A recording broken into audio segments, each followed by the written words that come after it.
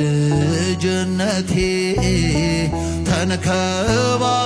ተንከባከብከኝ ገና ሳልጸና ዛሬም አልተውከኝ ታጽናናኛለ በሽምግልና ምንም ውጥኖ ጅማሬ ሁሉ ታናሽ ቢሆንም አንተ ያለኸው ፍጻሜው ታላቅ መሆኑ አይቀርም።